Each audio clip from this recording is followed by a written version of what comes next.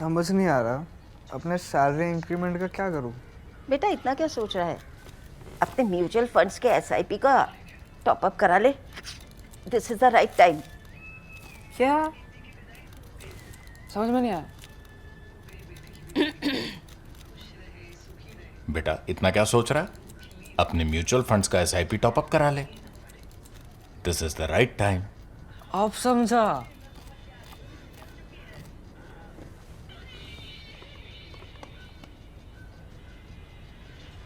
Mutual fund investments are subject to market risks. Read all scheme related documents carefully.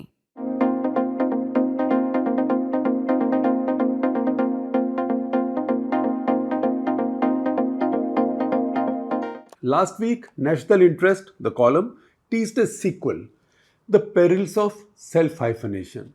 What does this mean? Let me try and explain. For 3 decades now, de-hyphenation from Pakistan has been the center point of our grand strategy, grand national strategy.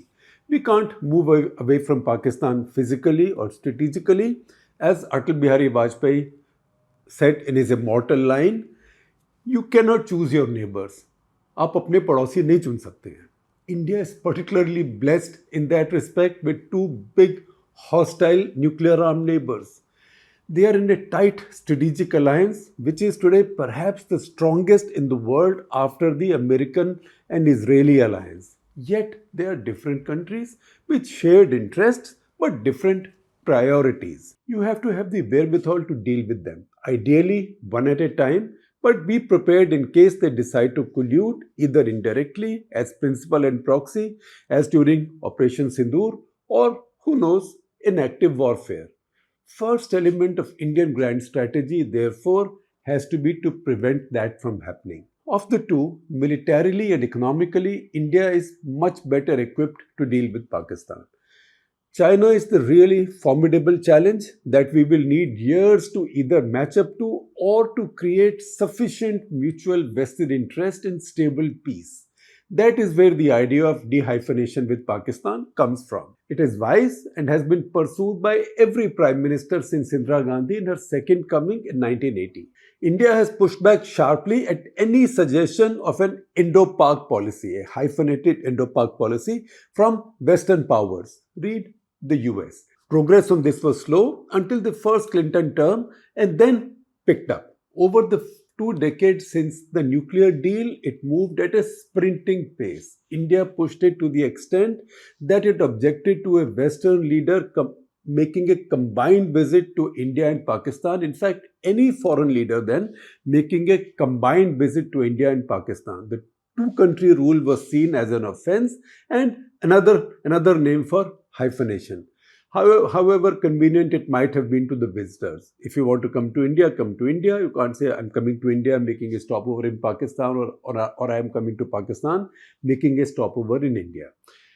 The first sign it was working came on Clinton's post-Kargil visit when he did touch down in Pakistan, but left after a few hours at the airport after delivering a finger-wagging maps in the subcontinent can no longer be redrawn in blood warning to the Pakistanis. This principle is now so firmly established that we just saw how the Indonesian President Prabowo Subianto, visiting India as a Republic Day chief guest, was gently dissuaded from adding Pakistan to his itinerary. The Americans used a different description for this dehyphenation by saying that their view of the subcontinent is not a zero-sum game, that they should have ties with India and Pakistan independent of each other and unencumbered by the burdens of the Cold War. The Shimla Agreement is rooted in this principle, that henceforth India and Pakistan will both discuss all their issues, including Kashmir, bilaterally.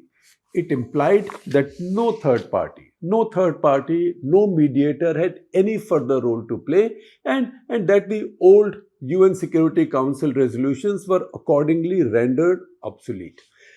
This is why India became so triggered by Donald Trump's repeated assertion 16 times so far that he brought about the peace between India and Pakistan. The Congress latched onto it, accusing Narendra Modi of surrendering under Trump's pressure. Narendra surrender, that was the slogan. And he responded. Prime Minister Narendra Modi and his BJP always respond to Rahul Gandhi and the Congress party. They seem to take them more seriously than they say otherwise. At this point, however, it looks like both sides, India and the US, have calmed down a bit. Hopefully, what both sides call the most consequential strategic relationship of the 21st century will survive this turbulence. Let's be optimistic now and hope that Trump takes a chill pill on this subcontinent, about this subcontinent, understanding that if he really needs a Nobel, this is the wrong geostrategic patch for him to find it. If India and Pakistan do really decide to make permanent peace for whatever reason, on whatever basis, why would they give some outsider the credit? There are Nobel hopefuls here as well. Why give the Nobel to somebody else when you are the ones making this peace? If you are making peace, everybody can be aspirational, and in this case, in a good way. How will the picture look if and when Trump does calm down? That's the question that takes us back to self-hyphenation. Check out the number of times Pakistan features in our, mostly the BJP's political discourse, and not necessarily after Op Sindoor. It's a harsh reality, but must be stated that over the years, this BJP government has pretty much constructed its domestic politics around a permanently hostile Pakistan. I don't know how you prefer to analyze these things, but if you simply did a word cloud analysis of all speeches by the Prime Minister, you will find Pakistan featuring compared to China 100 times is to 1. In fact, maybe even more than that. How does one explain this?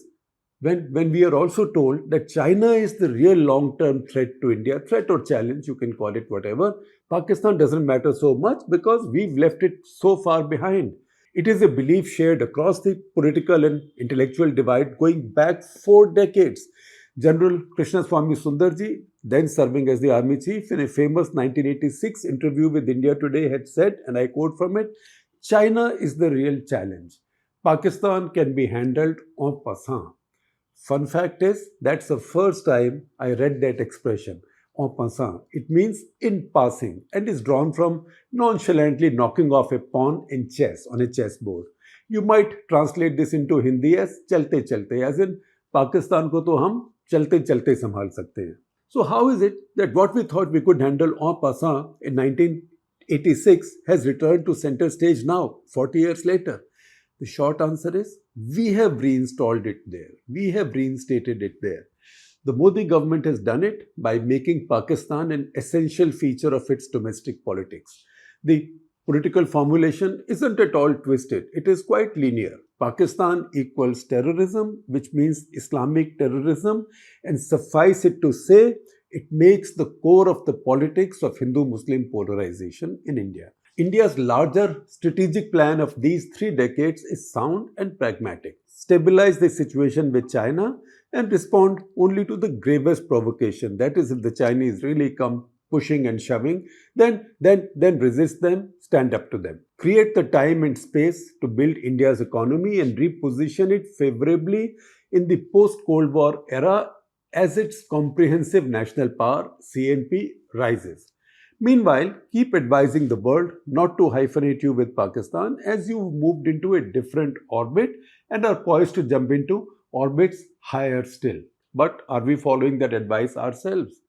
The evidence of the past decade isn't reassuring, especially since 2019, after Pulwama won Narendra Modi government its biggest ever election victory yet. Since then, Pakistan has become central to the Modi BJP politics. This is our self-hyphenation.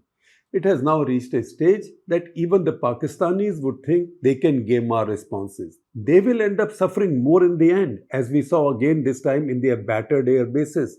But if they were so rational, they won't be trapped in this permanent enmity with India. This also guarantees Pakistan Army its preeminence in the power structure there.